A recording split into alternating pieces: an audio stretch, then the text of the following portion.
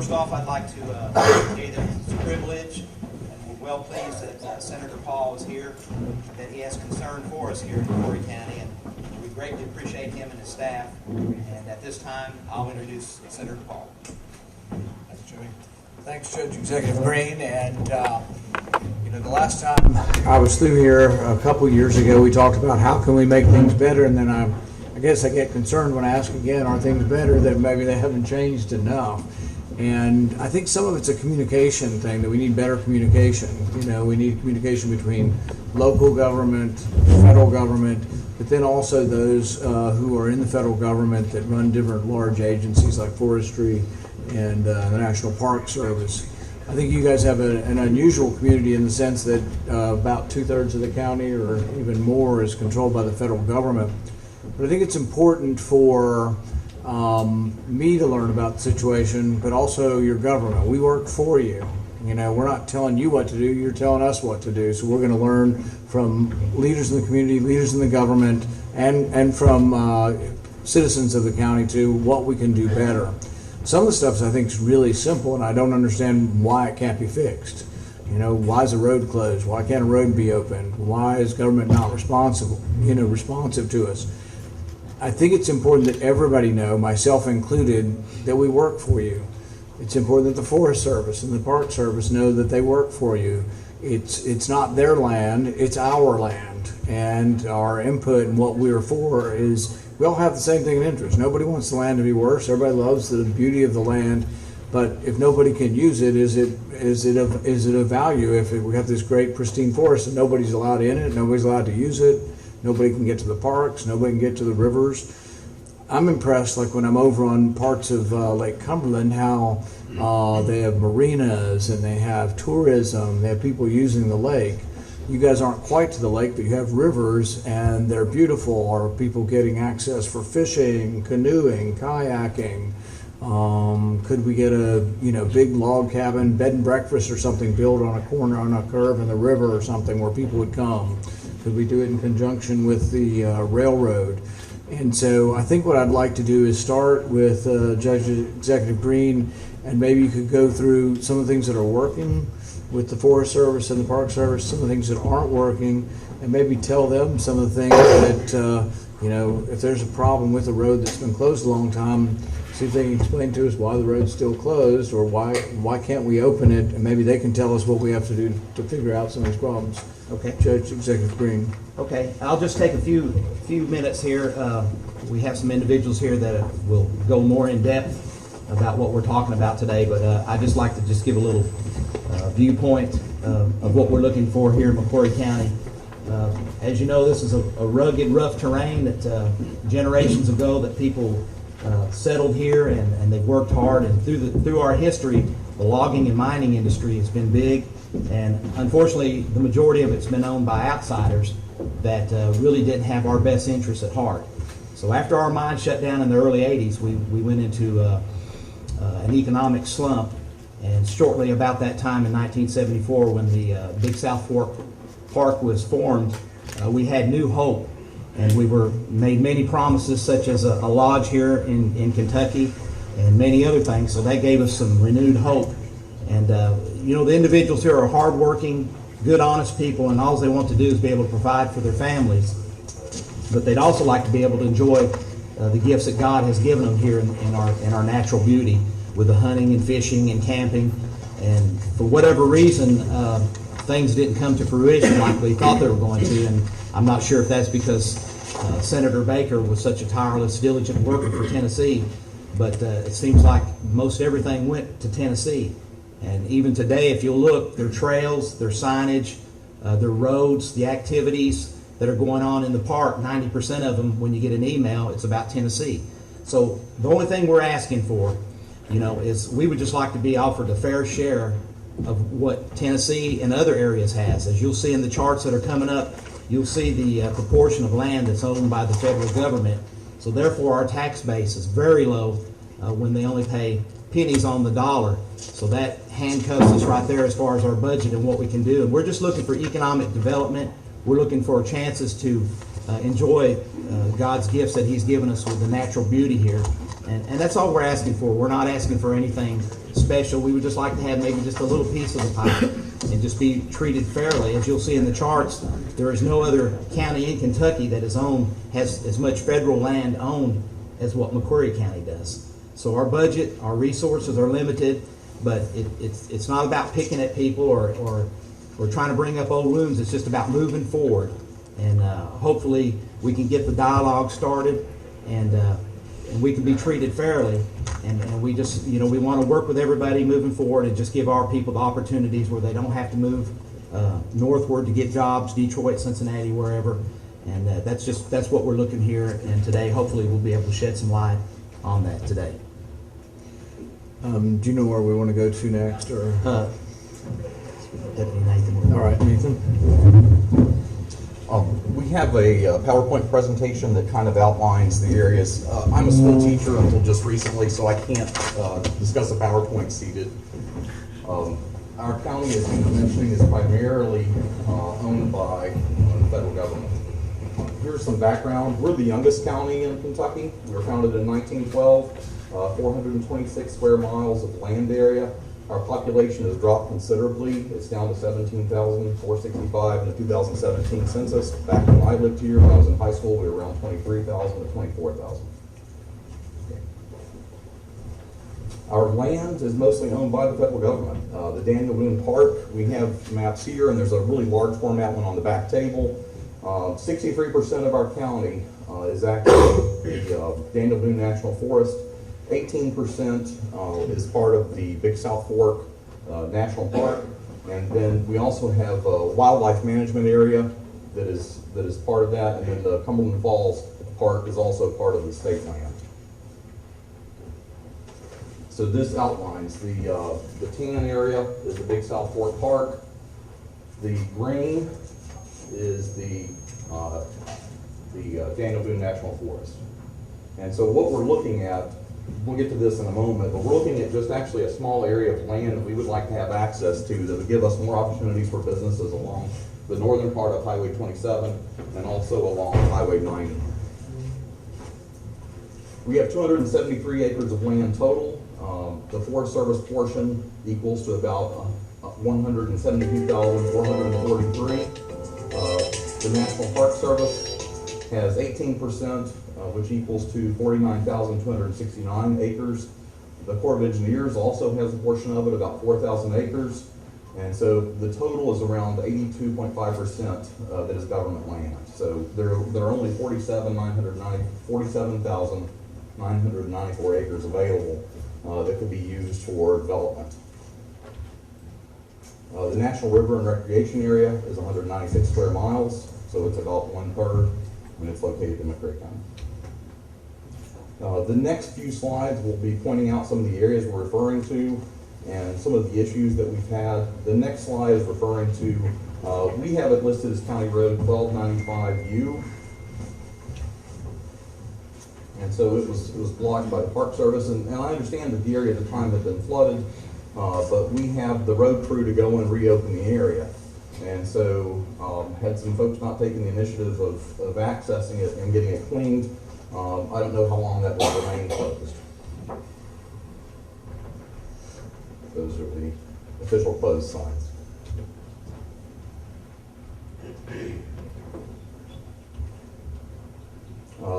This is an area of land that the private landowners have actually been blocked on one side by the Forest Service and on the other end by the Park Service. 3 different families own land in this area, and it is along Lick Creek Road. It's Old Lick Creek Road, which actually follows the creek. And so, yeah, next slide. So this is the barrier that was put in by the Forest Service, and then on the other end of this, it was blocked by the Park Service with a large rock. And so that area, again, 3 different families have land all along that creek. It could be used to have cabins. There would be a lot of tourism opportunities there, but the folks literally cannot access their own land except by foot. The next slides will be showing a lot of the barriers that have been put up. A lot of our favorite fishing areas, large holes have been dug, and those are allowed to fill with water. Those are called water bars. I think there's one of those in the photo, but you'll see a lot of these if you travel up into the areas around the park.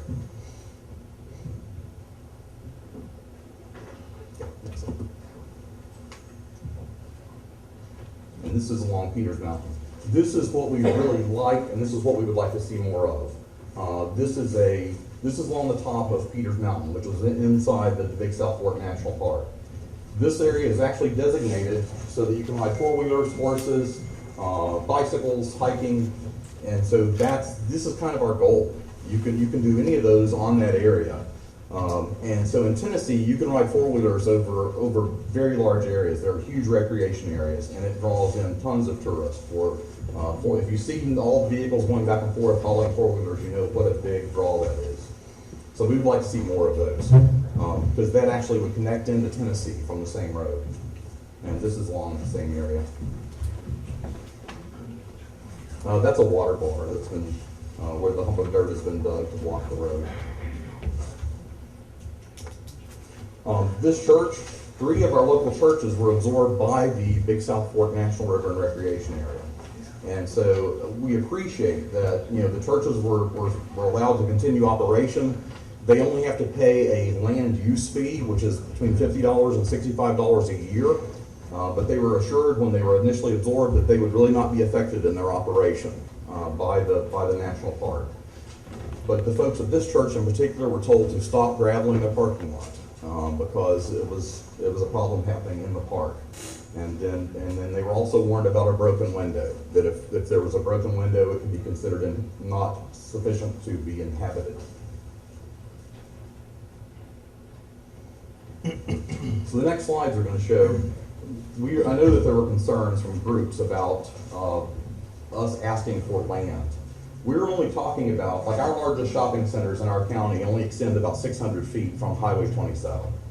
So we're talking about very narrow strips. The railroad, actually, you get to the railroad within 200 feet on a whole lot of the west side of Highway 27. So this is on the east side of Highway 27. There are actually just a few areas that are not already part of, like, the Beaver Creek Wildlife Area. And this is National Forest land? Or this Yes, this is the National Forest. And so this would be land that you would want to sell, lease, how would it work? Yes, and I know that we've also done, in the past, there have been trades with local land that could be better used for industry and businesses. So that happens, or to be purchased.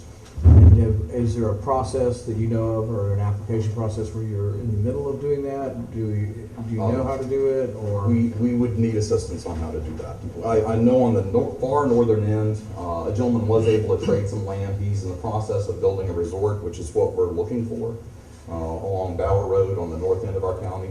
He was able to trade some land to get access. Right. And so we're talking about tens of acres, not hundreds of acres. Absolutely. We're talking about, the largest strip was about 2.5 to 3 miles that we're talking about. And then there would also be some areas on Highway 90 that could be accessible. And I will say that, Erica, was this where we were told we could go FOIA if we wanted information? All right, so we called the Forestry Service to ask about this, and we were told from one of your offices that we want to know how to do this. How do we file an application for this?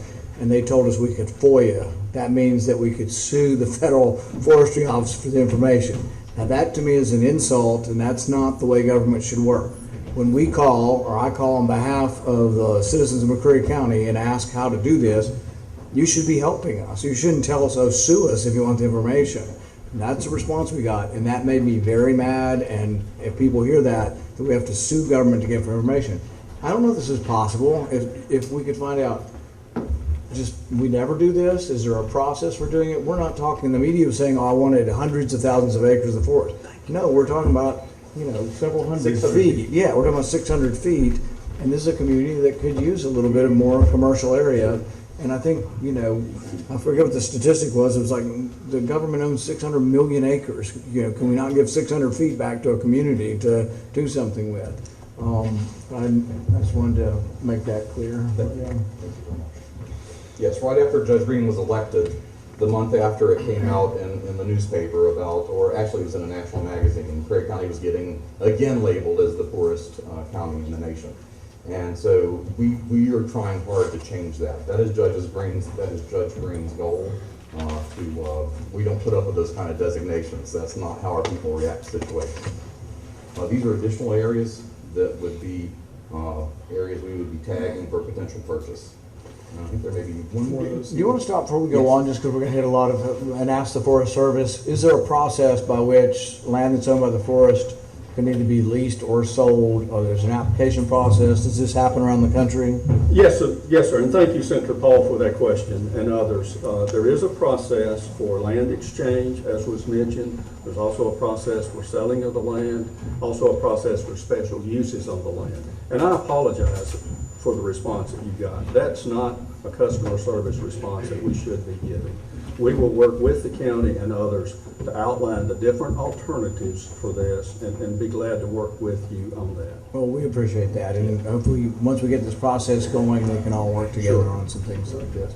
And so, is it common that land is actually this happens around the country? Different requests. Land exchanges are more common than the selling of the land. And so, land exchange, they don't have much land. Their land is already owned by the federal government. How would that work? Is there land that could be exchanged for any of this?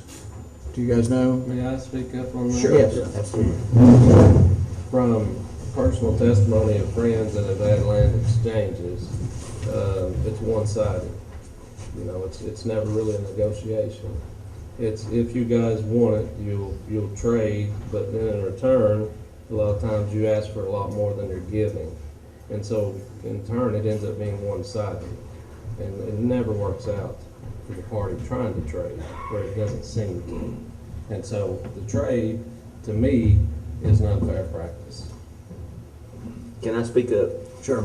Between the archaeological and environmental surveys and everything that you have to do for so much red tape, it is really tough. I've sold land to the government 20 years ago, but it's just, it's not worth fooling with. You know, it's so... On the trade part. On the trading part, Right. doing any of it, it's just so much red tape that you may spend a lot of money on environmental survey or archaeological survey, and you know what an arrowhead or something can do, Right. and you spent, as a small business, $50,000, and then you have to, Right. it's just, And really so tough. we've seen this in other places too, like over on Kentucky Lake, they had to build a new sewage plant because the sewage plant had too much sewage when it rained, it would flow into the lake, and nobody wanted that. So they tell me I have to have an archaeological study, and the local people tell me it's a racket that you're just paying money to, and they find some arrowheads, you pay $100 grand to a consulting firm. The consulting firms all get rich off of searching for arrowheads, and you still put the sewage plant there eventually, but you gotta waste time with that, or you gotta count the pocketbook muscle, or all this stuff you gotta do, but it makes it cost prohibitive to get anything done. And I guess the other thing is if you don't have a potential buyer yet for it, you'd almost have to have it that the land could be sold, and we approve it for sale, and then when they find a buyer that would buy it, then the sale would happen, as opposed to if the land trade stuff isn't working as well. But I don't know if that's possible. Could you apply to have a strip of land that looks like it would be good commercial land along the Highway 27, but they may not have the money from the county just to buy it from you either, right, to begin with? Maybe we'd designate it as potential for sale, and then if they find somebody that wants to come in and put a commercial enterprise, is it possible to do it that way, or it has to just be bought or traded for? Well, there's a process for this, whether it's an exchange, and on the exchange, you know, we have to do appraisals and get fair market value for what we're disposing and what we're acquiring from someone else. But on a sale, we would have to designate that, and we'd have all the land, as you said, is owned by all of the American people. So we would have to identify these lands as lands that we're going to offer for sale, and then that goes through a process, and anyone can comment on it. So we'd have to see what comes back in the way of comments. Right. And you'd say this is a common occurrence or a very uncommon occurrence? I'd say it's an uncommon occurrence to sell the land outright. And the exchanges are more in situations where we have a disconnected tract of land, and we want to trade that land for a tract of land that's contiguous to existing national forest. All right. And so it doesn't sound that encouraging that, we're going to find a solution to this. And so how was the land taken initially? Were the landowners, it was bought, the federal government gave the landowners all money when all these parks were created and the forest was created? You know, I'm not sure, Senator Paul. In most cases, the land was acquired as willing sellers from the landowners. Right. For $2 an acre or something. Say again? for $2 an acre. You know, $1 an acre. But I mean, And that's. I guess that's the other thing is we can think about things the way they've always been done, or maybe we ought to think about whether it ought to be done differently, because, like I say, we have, my staff tells me the federal government has 640 million acres of land, so we're not talking about getting rid of the Daniel Boone Forest. I think the Daniel Boone Forest is 700,000 acres. Could you not deal with 20 acres less or something on Highway 27? So, I mean, maybe we've set up the obstacles of either the land exchange or the sale that just aren't going to work. I mean, does anybody have an opinion on, if the rules as they exist, it doesn't sound that hopeful for either sale or exchange. What do you think? Doesn't sound hopeful to me. No. And then the other part too that I would have to ask is if we can move forward in that direction, then who oversees that? Is that gonna be something that our, Daniel National Forest says, no, we won't sell that.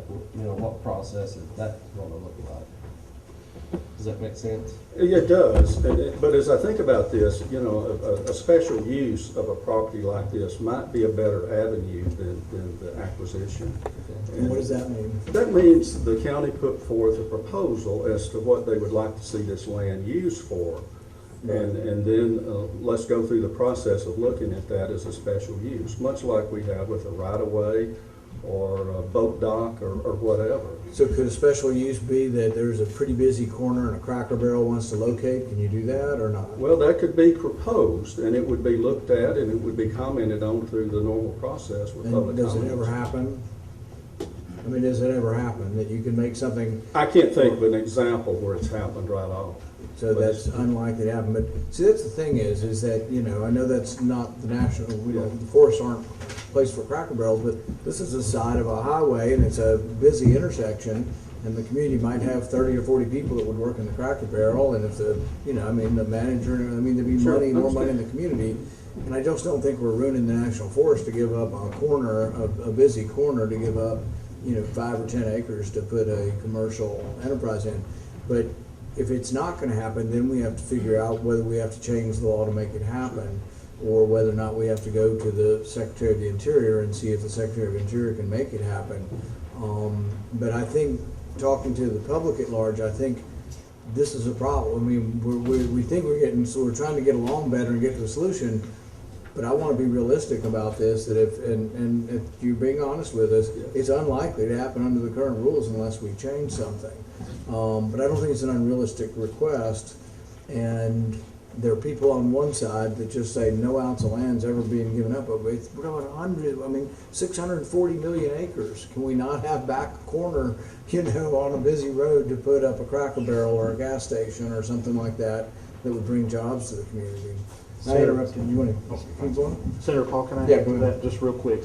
It's talking about the special use. The Water District currently has a special use permit where we pay $2,600 a year to provide water to our community, just to bring that out there. Yeah. And I like the idea of thinking of the special use, but if it's never been done, maybe we could use the special use and ask and make that request. And it sounds like that might be the better avenue for trying, since I would think so. Yeah. Well, you're in luck. I have that in my proposal. Good. All right, I'm going to keep going. I wanted to also mention that most of our youth have to move away to get jobs. And so I myself was laid off due to a school consolidation and had to move away. But we all tend to come back when we retire. And Judge Green taught me out of retirement. But I wanted to quickly recognize we've got a fantastic group of students here. And so these are some of our kids that we are probably going to be losing because they'll be going elsewhere for jobs. Mr. Friedels, do you care to stand, sir? Fantastic. He's the teacher that's here with our group today. These kids have already gotten certification right here in our county. We have fantastic schools. Taylor Tucker has a nursing certification. Dylan Staley has a carpentry certification, and it's a regional one for Indiana, Kentucky, and Ohio. Laura Rollins has the same certification, and so does Tristan Collins and Zach Martinez. All those folks will be graduating with certifications. Can we give them a round of applause? Oh, I'm still we also have, those are the folks with carpentry. Cassandra Mitchell has nursing certification. Austin Tucker has construction certification, is also going to be going into the Air Force. Johnny Reidner has welding certification. Devin Ball is completing the lineman school. And also Jonah Sterrett, he's completing his HVAC certification. So we want these kids to have jobs. We don't want them to have to move away and leave our county. Also brought Austin today. Thank you. Thank The you. engineer. Awesome. Okay, fantastic. Thank you. Did he stand already? Okay, thanks, Austin.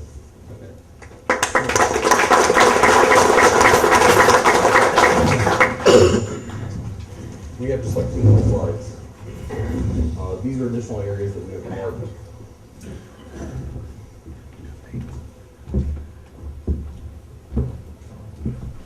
This is a campground of the Sawyer Recreation Area on the western side of our county.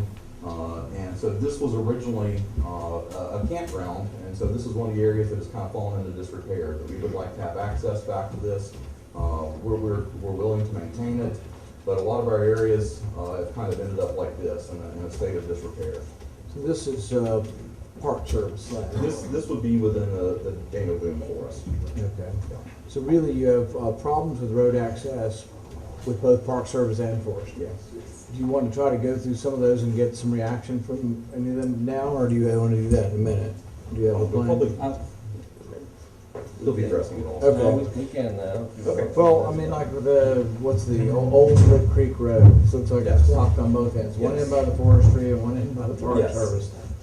Do y'all want to make a comment on that particular road? Maybe not the regional, I don't know if I have to ask the local people to answer that. Well, I know in general, on roads for us, I don't think we have any pending requests for special use for road access. We'd be glad to consider those. And Okay, we so what does oftentimes- that mean? That means make an application to use and open that road by the landowner or the entity that needs to get to their property.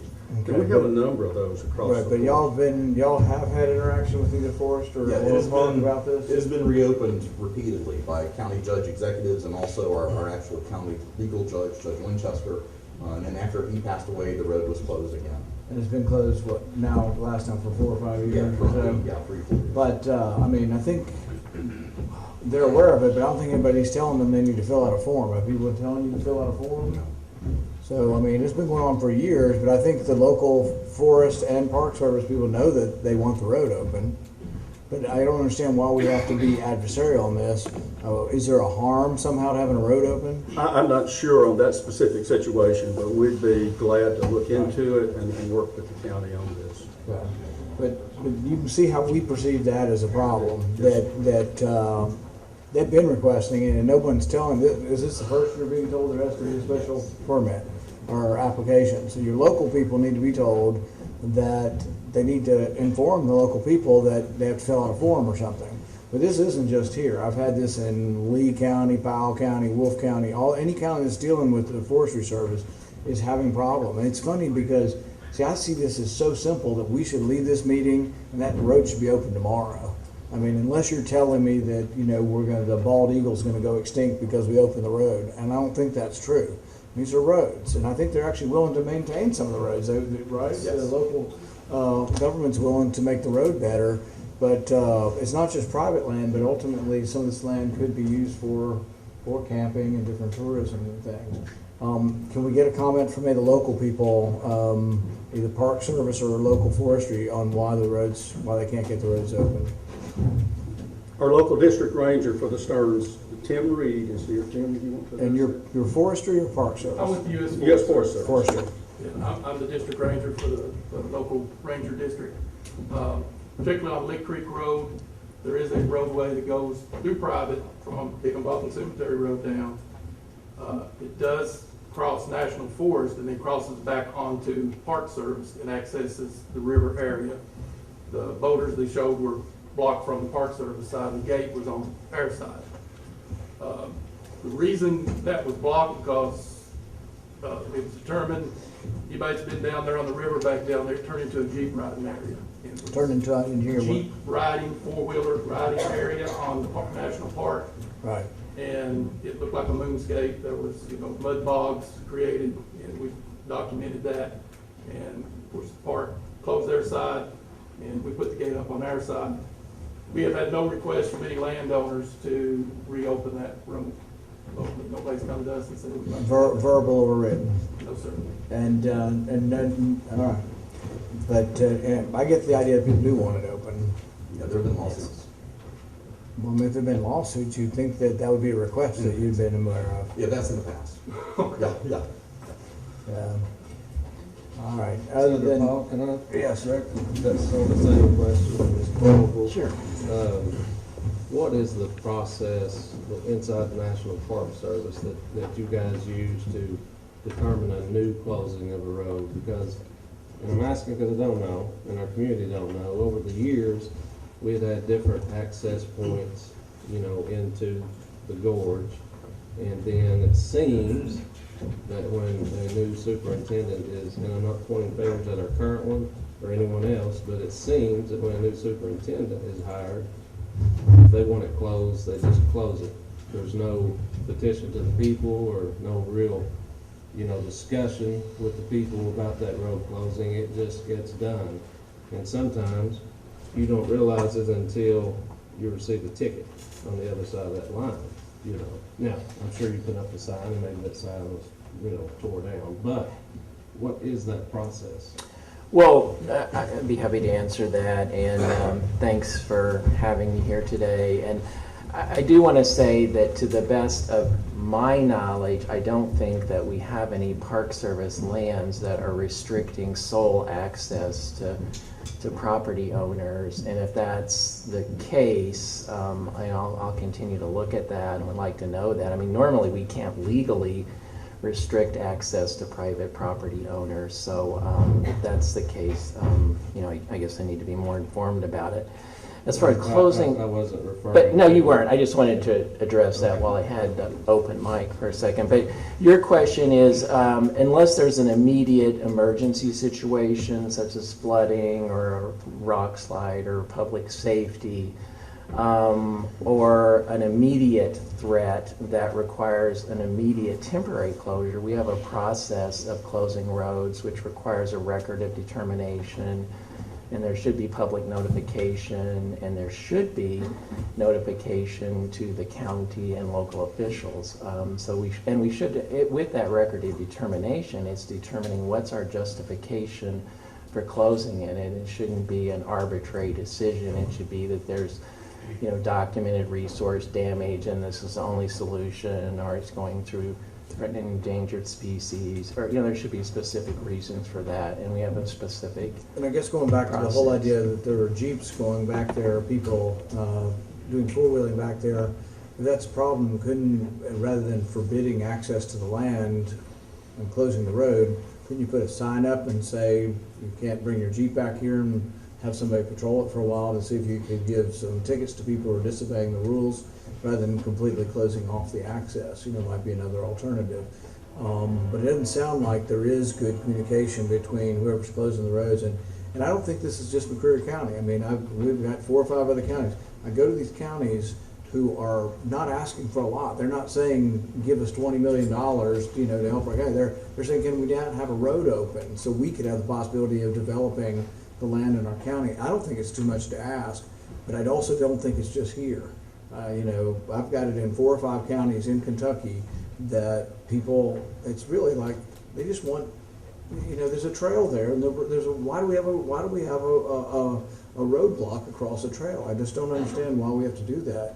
I actually think that letting four-wheelers on the land isn't destroying the land either. Probably some of these counties where you have four-wheelers that are doing trails through some of the forests, it's actually become a big thing, you know, that people like doing that. So I agree with you. We should do a better job of communicating. I'd like to say this is the first time I've ever heard that in my career, but I can't say that. But we really do owe it to the local communities, and we're part of the local community. We feel strongly about that, and there really should be no surprises. If we want an area to be closed, we want everyone to know that and know the reasons why, because otherwise it won't be effective in the first place. So we should be effectively communicating that. So hopefully out of this, we get a very clear process, so what forms they have to fill out or who they have to complain to, because I think it has been going on some, but I don't think that anybody saying, oh, you have to fill out this form. And if you have to fill out some form, I think they're probably happy to do it. But let's hopefully, moving forward, that, and some of this gets fixed. If the community really wants that, that particular road open, let's open it, and then let's address the problem. But it seems a little bit dictatorial that it's all coming from one side, from people who aren't elected by the local people. You are closing the roads, and they don't get much say in the land here. And the American public owns it, but they care more about the land here than people who don't live here. I mean, they're the ones who would have access to it. And so anyway, I think we can do a better job. Are we going to you next? Yeah, I wanted to quickly recognize that Tim Reed has been very helpful as our forest ranger. And so he was at our tourism meeting recently, and he was going out of his way to offer help in us in terms of getting permits and everything. So we appreciate him for that. I wanted to recognize that. Mr. Whitaker, I think you're next. Hello, my name's Stephen Whitaker. I'm the superintendent for McCreary County Water District. And I got a presentation here for you that's going to show you some personal and professional experiences that I've had dealing with the Park Service and Forest Service. I was raised on Mine 18 Road and spent most of my childhood in and around Big South Fork, Blue Heron area. My family is a part of this land. My great-grandfather, James Ross, is a coal miner, number 39, pictured at the train station at Blue Heron. To the left, third one up, all the way on the left, that's my great-grandfather at the train station. Next slide. Pictured is the house of James and Polly Ross, located just outside the park. My family reunion for the last 32 years has been held at this house place for the every 4th of July weekend. It is 3.1 miles by road from the train station at Blue Heron. If you travel from here the way my great-grandfather did, it is 1.3 miles to the river at Devil's Jumps, just upstream from Blue Heron. My Aunt Betty Lou Davis was raised at Blue Heron. Her report card and other items were on display at the Little Red Schoolhouse at Blue Heron. Pictured is the house structure where a life-size picture of my Aunt Betty and her sisters is. She comes to our family reunion every year. When you push the button in the structures and to listen to the people living in the Blue Heron community, she is one of the voices you will hear. As a child and a teenager, I spent most of my playtime inside the park. Every summer I would fish and swim at the Eddy Hole. I would hike and play behind my house toward the river to a place upstream from Devil's Jumps, the same area that my great-grandfather walked to work in the mines. I quickly realized interaction with the Park Service, park rangers, was not pleasant. They always made me feel as if I was doing something wrong. It was as if they were looking for any excuse to make me leave. Once I had a park ranger stop me on a bicycle as I was heading to my favorite swimming hole. He told me I had no place riding by myself and loaded me and my bike into his Jeep and took me home. Every year at our family reunion, we all go swimming at the Eddy Hole. We always have park rangers check us out. To us, it's something we have become accustomed to. We laugh it off and always return because it's our home. Today, I understand those interactions were people trying to do their jobs. Topics of discussion from people in our community is, why is the Park Service and Forest Service Rangers so difficult to deal with for the people that live in McCreary County? I feel as if tourism in McCreary County is not a priority to the Park Service and Forest Service. The access to areas, facilities, and trails keeps decreasing year by year. The overall maintenance in areas inside the Park and Forest Service is in great need. This is key for our community's tourism. Roads and trails have been closed, shelters torn down, signs directing travelers to access scenic areas are not available.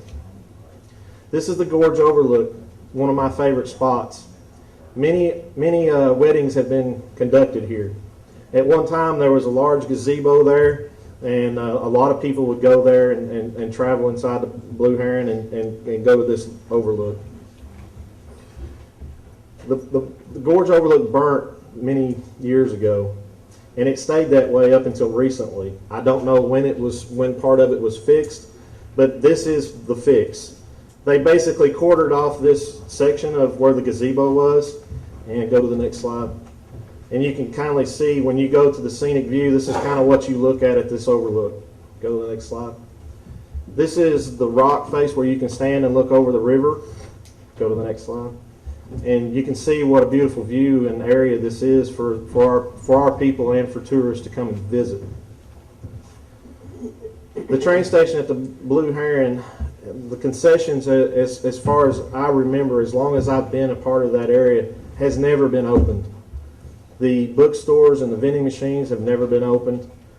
I mean, on occasions when they promote an event which the county is involved with, someone may open those at that one time, but for the most part, they're always closed. Some of the self-audio tours inside the structures are not posted for tourists to have an interactive experience. I know that was a big deal back when the park first opened. You could go in there and actually listen to the people that lived in that community, and it made it a really nice event for people to come and see. Stephen, before you go on, Blue Heron is where the railroad goes to. The Yes. railroad stops there, and it was an old mining camp. Yes, Right. that's correct. This is the bookstore and the vending machines closed. And this is one of the buttons that you would push to have an interactive experience in each one of the structures. You can kind of see that it's in dire need of some maintenance and repair. Tourists that would come in this area, especially, I'm in that area all the time because I grew up there and I spend a lot of time there. And a lot of the tourists that I see or speak to, they don't like seeing this. I mean, it is a very beautiful place to go to if it, was took care of properly. This is one of the structures. You can see the paint falling off, and it's been not well maintained. Next slide. Next slide.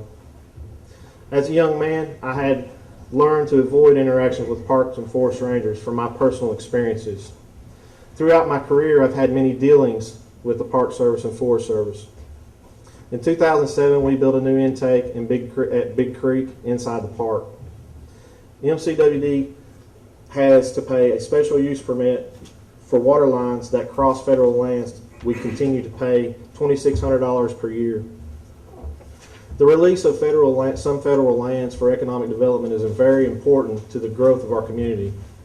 MCWD has over 95% of our county served with water. The federal lands that don't have access to water, if released, we would work hard to provide those areas with water for economic development. Burning forest areas as a management practice has a negative impact on the water quality and air quality in our community. If selected trees in the forest were harvested before trees die, it would decrease the need for burn management. The Water District has worked very hard with the Forest Service in years past in order to convince better management practices. The prescribed burning creates treatment problems from soil runoff and has more inherent risk to human health and environment than harvesting. Also, it eliminates the possibility of contributing to economic development. I have come to learn that the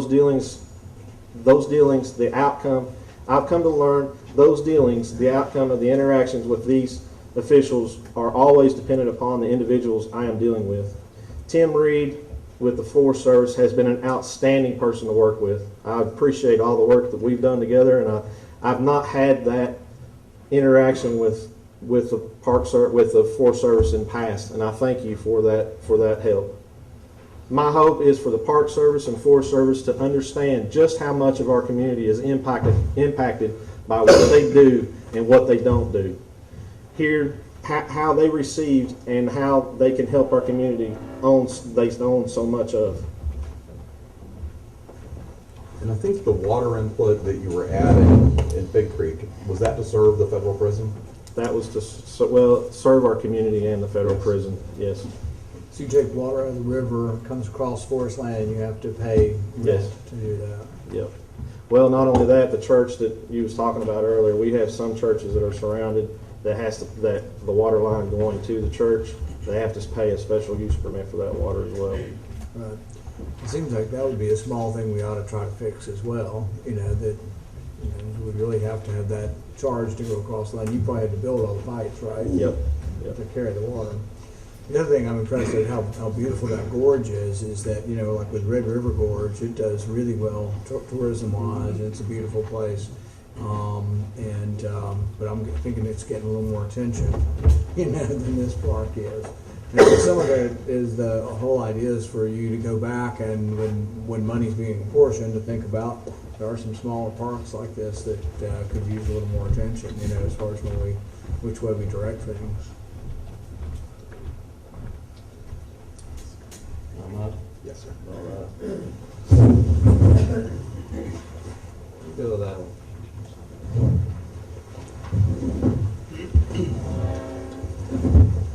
Brandon Kidd, I'm here as representation for the McCreary County Industrial Development Authority. We're gonna need a mic. Uh, We can't hear you. okay, We can't hear you. can't hear me? Can I hold that mic? Yes, I can. So I can't stand up. I'll speak up. I'll see if it Is that comes better? off. You can. Uh, Yeah, take it down.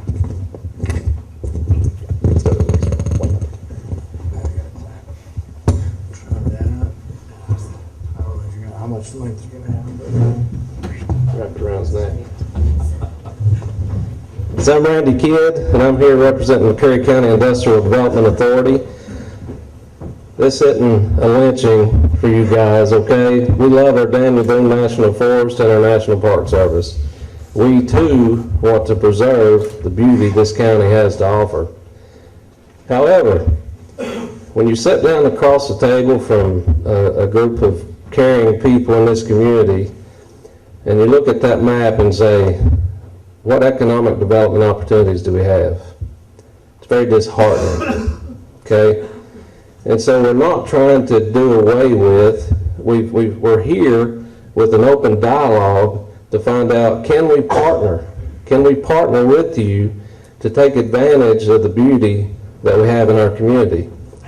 And so I'm going to have to leave the mic for a minute because I wanted to point out a few areas.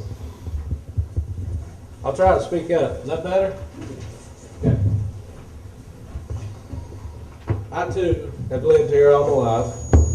Grew up and lived a mile and a half out the road. And so I witnessed a lot throughout my years.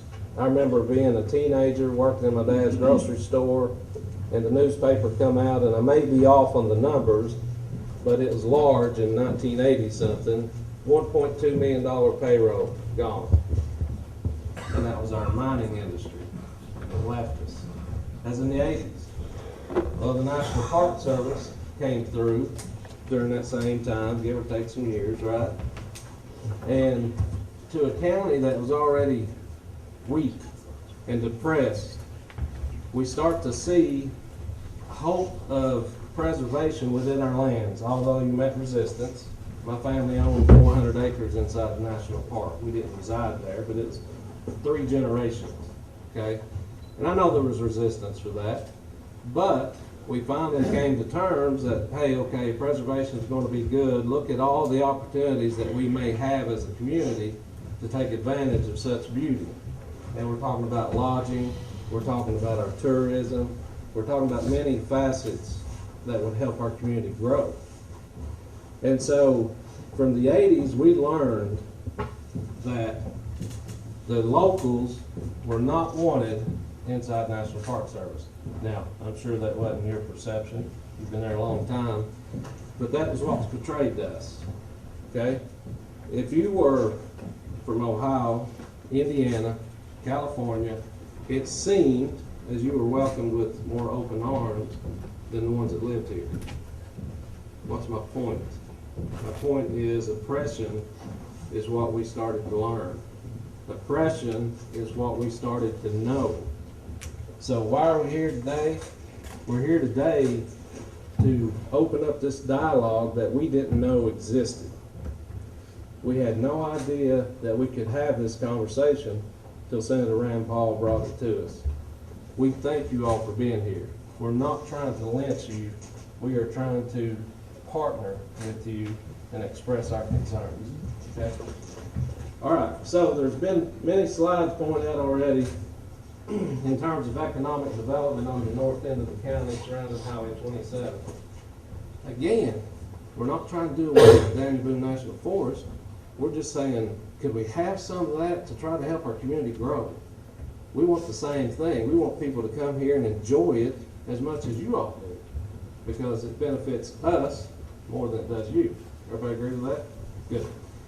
So that's what our ask is.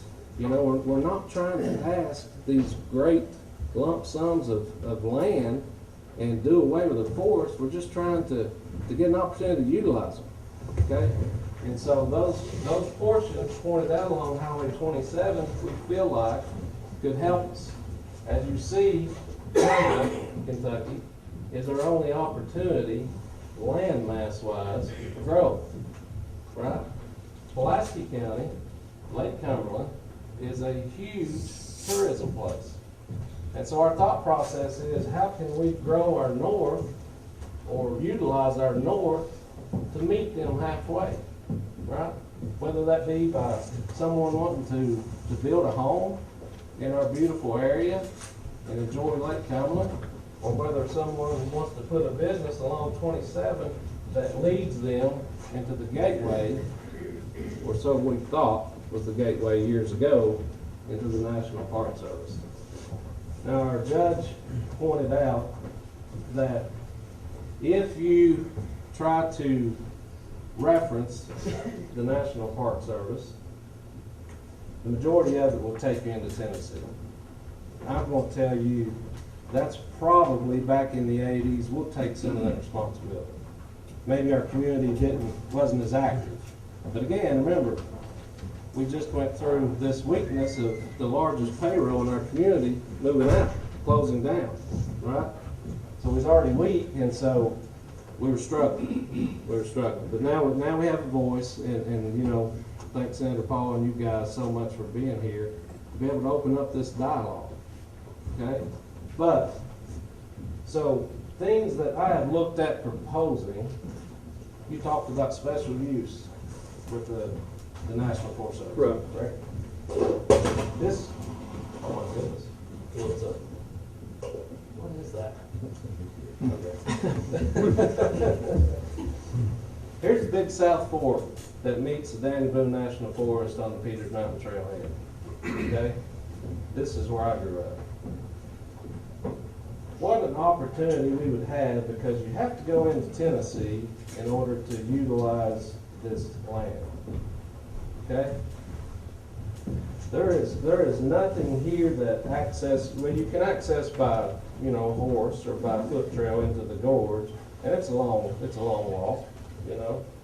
And so we were thinking about this Danny Boone National Forest. Well, that is touchscreen, isn't it? Okay. The Danny Boone National Forest possibly releasing, if that's special use, that's awesome. To where maybe somebody has an opportunity to go in there and build a lodging. You know, maybe you have your Chateau Trace Outfitters in Whitley County. You know, maybe we could have our own Chateau Trace Outfitters, of course, a different name, or maybe they wanted to partner and actually access all the beauty that we have, you know, to the river and to the hiking trails.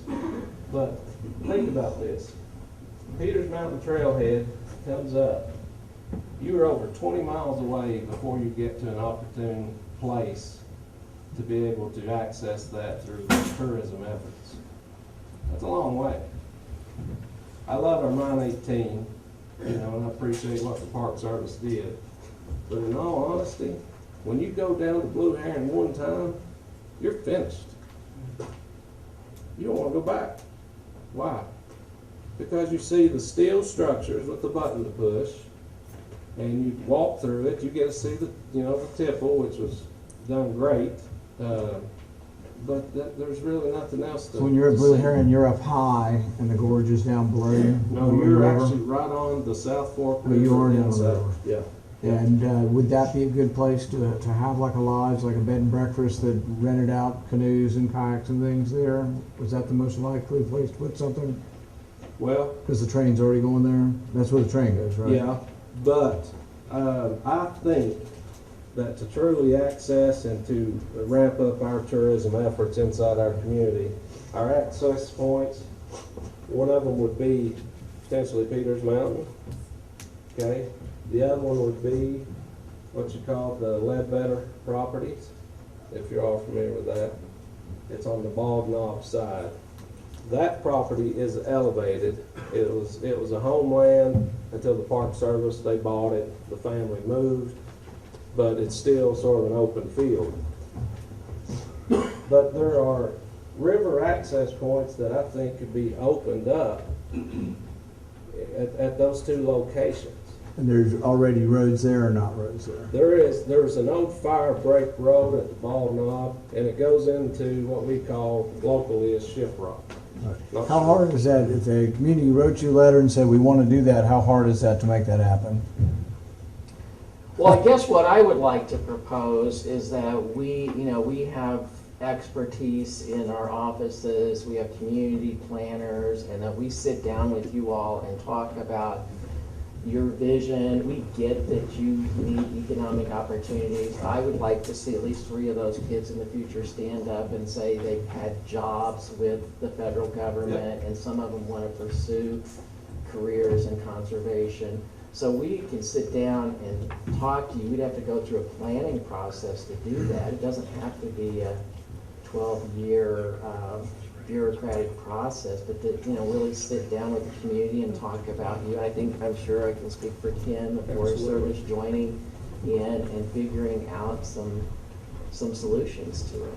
Yeah. So how many public access, you say there's more access to the park in Tennessee, as you look at this big swath of parkland, how many public access points are there? Well, it Right depends on now. what you refer to public access points, because most of them you can walk in. Well, the Blue Heron you can get to by getting on the train here and going to it, Yeah, right? but that's the stop. Now, there's trails all over the place. But is that the number one for somebody's gonna drive into the community and wants to get into the park? Is Blue Heron the way to, you have to get on the train, that's the main way to get into the park? Other than walking a long way? drive. You drive. The road follows the trail, the train trail, and you can actually drive into the Blue Heron. Okay, but that's the Blue Heron, but other than that, are there other ways to drive into the park or to get into the park other than walking in? No. And one of my references is what they call the Bear Creek area. It's the shortest distance to the river. So when you're at the top of the Bear Creek, which is just around from the horse camp, okay, there's a road. It used to be a road that crossed Ponch Creek and actually ended up in Tennessee, not so far over. But, if that road was open for vehicle use, you could stop it at the bottom. You're at the river, for rustic campsites. But it would give us an opportunity, because there are private lands in behind that point, okay? It would give someone an opportunity to go in and maybe establish a campsite, Right. privately owned. What are the odds of this happening? If they came to you with this idea, what are the odds that this could happen? Does this happen in other parks where you have new park access?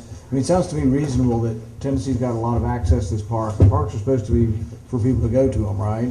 Absolutely, we're committed to good access, and we've probably done planning here in the Kentucky side before. We can reinvigorate that, and we can look at the whole concept of access. And let's say they wanted, I don't know where it should be, but let's say at Blue Heron, there's a renovation and someone wants to put a lodge in there. Can you just sort of give permission and then they shop it around, or you shop it around to try to find an entity that would actually build it?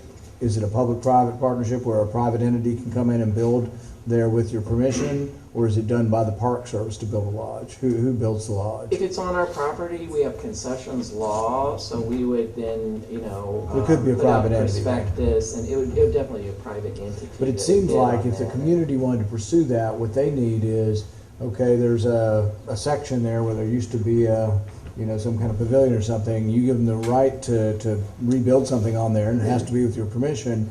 But then they start looking around, and national companies, you start looking around, they try, like economic development, that's the job. They start looking for somebody to come in and put it there. But the first thing is they can't look for a company that wants to build a lodge there until you give them permission to build it, you know what I mean? Right, so we would need to do some kind of planning process to look at access and make sure that there's demand for that, and we can do all of that. But do other collaboratively. local communities do stuff like this? Yes. Is this happening around the country? We work collaboratively with communities all the time, and maybe we should. Right. And the thing is that as far as whether there's enough use, maybe that decision is somewhat made by, can they convince a company? No company's gonna come in and Well, build that lodge. That's definitely Yeah. part of it, is us looking You at know. the feasibility, and who can come in, and is it gonna be cost effective for Right. them, and, yeah. And then I guess my hope is that it wouldn't take years and years of planning, that we could expeditiously get to it. And it's just sort of like, I think you're hearing from community leaders, but I think the community at large wants something like this. And that's just my hope, is that when we leave here, and I know sometimes it can be kind of strident that we're criticizing, but at the same time, we want it to be better. And if you would take away and try to do kind of what the people want, and not hopefully go back and say, oh, we're not, we're in charge, they're not in charge, it's our land, not their land. That's kind of that's the, like Stephen was saying, this idea of resistance, and I don't think this is the first time you've ever heard that. I you know? agree, and if we can't do something, we should be able to clearly articulate why we can't do that. Right. If it's law or policy, then we Right. can come to your office. And Right, and really, I think my goal is that it should be that you want to do what they Right. want, not that you don't want to. That there's a resistance, that you really want to help them, and like I said, nobody here wants to destroy the park. They want access to the park, so people would come in through and stop at their gas stations and their restaurants on the way to going into the park. And I have to point this out to you, Senator Paul. This is the Park Services, I don't know what you call it, the U.S. Code Right. on when they brought lands in, or when they started purchasing lands. It's going to have to be changed some at the top. Some of this is potentially going to be out of their hands. Well, that's what I want to hear too. Yeah. There's the honest truth. If none of this is going to happen and we have to change the law, tell us and we'll try to change the law. But we shouldn't be on opposite sides here. Nobody wants to destroy the park. People want access to the park, and that's the whole thing. Is that the irony of seeing all these signs that no access, and there's a bar across the road. We should be doing the opposite. We should be trying to have more open roads and seeing what we can do. And the county, it sounds like they even, with the limited resources they have, would clear roads to get people in, to the parks and So to I the forest. put you on the spot. No, I don't feel that. Okay, good. Could we have a discussion about opening a road for vehicle access that is currently closed? Absolutely, we can always have a discussion. I have to become I understand. familiar with the legal requirements there, and we can easily tell you why or why not we can't do that. I know that some of the roads were closed in enabling legislation for the park, but certainly we can talk about that, hear your needs, and if we can't do it, we'll tell you why we can't. And there's always And if it gets to that, and there was some legal reason enabling legislation, whatever, and if you'll be honest with the local people and tell them, we think our hands are tied, it's not that we don't want to help, but we can't legally, we'll try to change the law. I mean, that's what we're supposed to do, is listen to what we want from our perspective, not yours, and try to change the law to make it happen. But let us know that, so then they can tell me they want the law changed, and I can try to And we'd like to get the sit law down changed. with you again as a team and with the Forest Service and kind of talk about your economic goals. And, maybe we have some ideas too. Or we at least want to fully understand where you're coming from. That's great. And, could we have a discussion about jointly working together, potentially, special use, if you call it that, of opening that land to be bought by a private sector or something else? I don't know what else there would be. I'm a firm believer the private sector can do great things, and so could we have that discussion? Absolutely, Mr. Kidd. We'd be glad to have the discussion in partnership with the Park Service. Secretary Sonny Perdue of USDA announced a shared stewardship initiative back in August of last year. And that's for us to work closely with state and local governments to achieve common goals.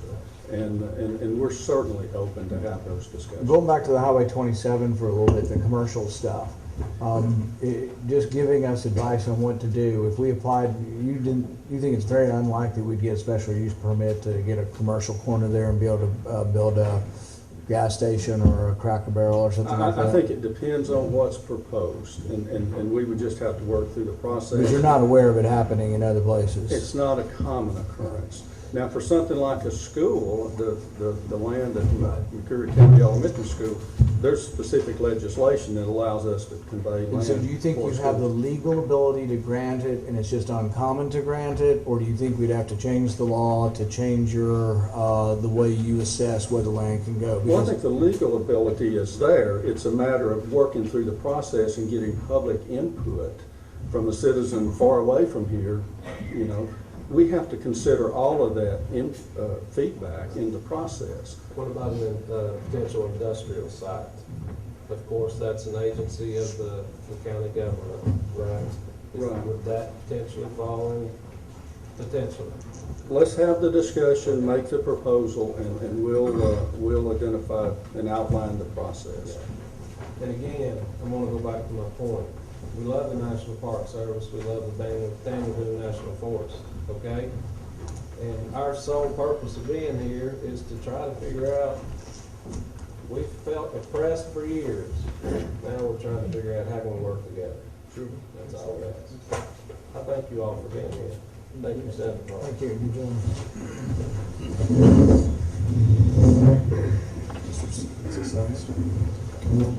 My name's Jerry Stevens. I'll be brief. Everybody's ready to sit here a long time. I'm going a whole different route. I'm going to talk about the mismanagement of the timber. There's $200 or $300 million worth of standing timber on the Daniel Boone National Forest. My estimates are conservative. You could cut $3 to $5 million a year. I know you're cutting a little bit, very little. You could cut $3 to $5 million worth of revenue to the Forest Service and cut 12, 15 million feet of timber. It's dying at a lot faster rate than it's growing. I've been here 58 years. I've been in cutting some kind of wood for 45 years. Administrators come and go. We live here. There's DNA back through this crowd that their second and third generation has been in the timber business. It's real money. It's millions and millions of dollars that's there that needs cut. I have a staving heading mill in Pinot I sell exclusively to Brown Foreman. You know how hot the bourbon business is. There's all kinds of timber that's over mature, that's dying, and there's no middle timber and young timber coming on. Very little. A little bit is being cut, very little, but it's dying and a lot faster than it's growing. In your business, do you actually do, in your business, the logging, you apply for permits and you do Yes, logging yes. in the National Forest? I used to cut a lot of timber in the 80s and 90s on the Daniel Boone National Forest. I've cut private and public timber all over the county. I've hunted. I know the forest, you know. I went out yesterday evening, me and my son, and looked around to see how much a certain area had deteriorated in 5 years. Right. And you say used to. It used to be easier to get a permit. Oh, yeah, it used to be there was 12 to 15 logging crews working in the 80s and 90s. Right. Now they sell probably 1 million feet a year. Okay, and I guess then my question, Jerry, In McCreary County, you sell 3 million feet a year? Or the, Fiscal year 18 was about 6,068, it'd be around 3, in that range. okay.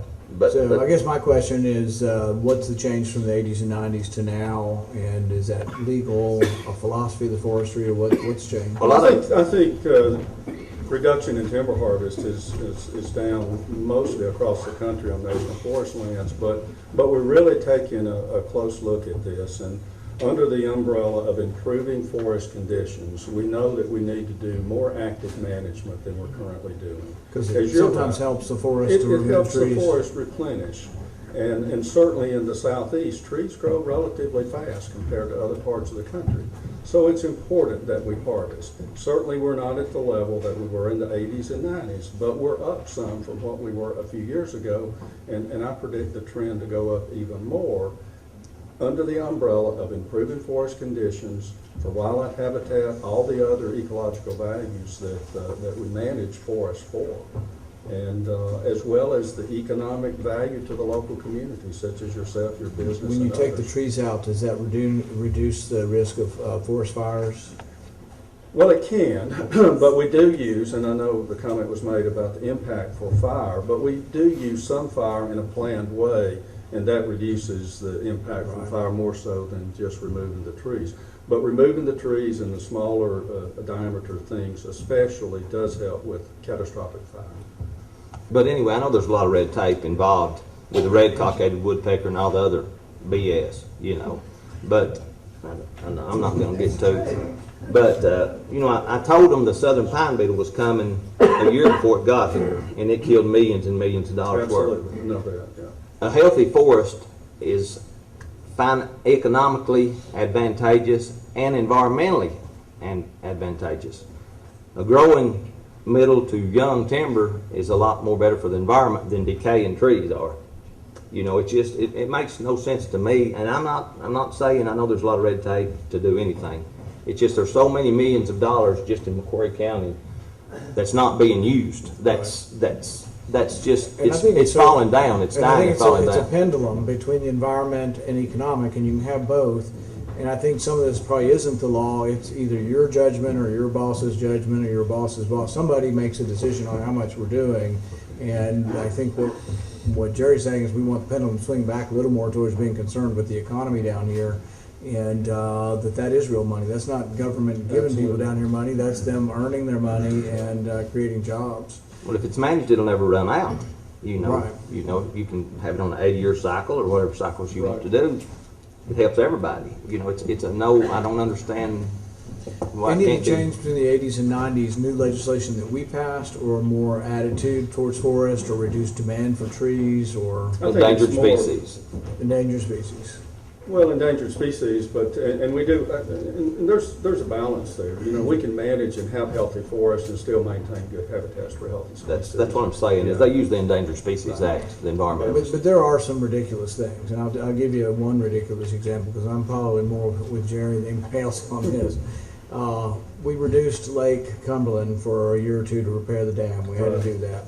So we go to put the water back in the dam, and these crazy people say, well, we found the snail darter or the dirt darter, and we can't put water back in the lake. And it's like, the water's been in the lake since the 1930s. The government took our land, created the lakes. Now we're happy with the lakes, and now you tell us we can't have the lake back because somebody found a snail darter. A lot of the endangered species stuff is actually poor science. And I'll give you an example. The pocketbook mussels, a pain in the you-know-what, they're everywhere. The original studies were done in 6 or 7 places. Everywhere you've looked since then, like 40 other places we keep finding it, it's not endangered. But like the government is so stuck in its way, we can't get them off the list. And this is the problem. And so everywhere we go, like that sewage plant over on Kentucky Lake, we had to do a mussel book. And it's like, which would you rather, human feces in your lake, or, you know, but we do a study on the pocketbook mussel, and somebody gets rich off counting them, and then we do a Arrowhead study, and they still build the new sewage plant because it makes sense to have a bigger sewage plant that doesn't dump, you know, excrement in the lake. So you can see how we get very frustrated at government, you know, and the lack of response to these things. And we should protect endangered species, but we shouldn't do crazy stuff either, you know. If you harvest parts of those areas in the forest, would that cut down on the amount of prescribed burning that you guys do? Probably not.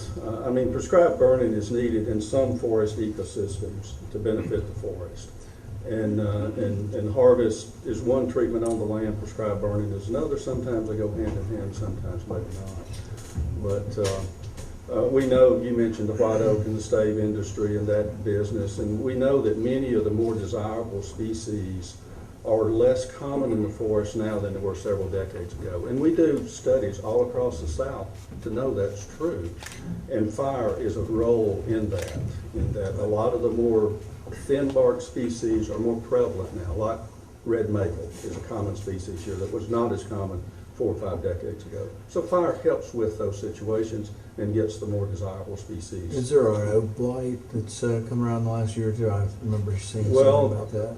There's the emerald ash borer emerald ash borer. has killed at least 2/3 of all the ash in the Stearns district. Right. At least 2/3.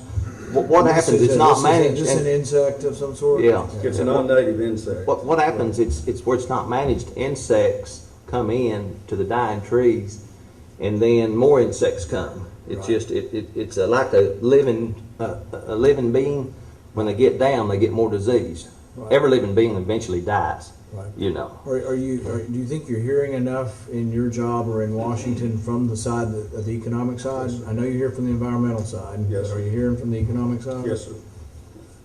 It's not that the water district has, we understand that you have to do some burning, but we have data that shows the water and air quality, that how much it's impacted by what you guys do on your prescribed burns. So in my position is I would like to start up a dialogue with you guys. We've talked about it in the past. We've kind of gotten away from it a little bit, and I would like to get back with you guys on doing prescribed burning in our Zone 1 protection areas, to where it helps protect our community, and also let's limit the amount of the overall size of your prescribed burns, because there are times, and people here will attest to this, when you guys are doing some burnings, our entire county turns, we have to close our doors and the whole county turns into nothing but a big smoke bomb. And so if we can work together to limit the total overall amount of acreage that you guys are burning, and do it more frequently or something of that nature, to where the soil erosion is not as bad and the air quality is not as bad, that's something that I would like to see us work towards. We'll be honored to have those discussions. In fact, as it relates to human health and prescribed fire, we're having a lot of discussions with the Center for Disease Control now related to that, and a balance there. Okay. All right, anybody else? Do you want to take a question or two from the audience when we do that? Anybody have a question or something they'd like to say? Yes. Tell us who you are and if you're from here or not. My name is Olivia, and I moved here because McCreary County is one of the most biodiverse places in the nation. I just want, if any development happens, a thorough economic impact of each area that you're proposing. I am totally for access to the park. I work for Big South Fork. I think it's an amazing opportunity for the community. I think people should go there. I think it's something we should be proud of. The only thing that I would really like to see happen with any of this development is a precise plan, and that means not bulldozing through, not, like you said, you want it to happen like that. If it happens like that, you're gonna go over these important steps of what you're actually impacting. I know you think it's ridiculous that we have these things in place to protect things like the woodpecker. However, it's there for a reason. And if we just, like I said, bulldoze through because we think it's for the greater good of development, that's such an anthropocentric point of view. That's not taking into consideration the things that are connecting this place that is literally one of the most biodiverse places in the nation. But you realize that nobody's really talking about getting rid of the park or the forest. We're talking about tiny little bits. In fact, like on 27, if we look at like a couple acres, 10 or 20 acres on Highway 27. And that affects 10 or 20 acres past that buffer zone. Well, I'm just talking about the first 10 or 20 acres right along the highway. You can't even measure the percentage that is of the forest. We're talking about 0.00001%. It's not a. All I'm saying is that you can say it's not going to have an impact, but if it's near a stream, which this entire county is near streams, Right.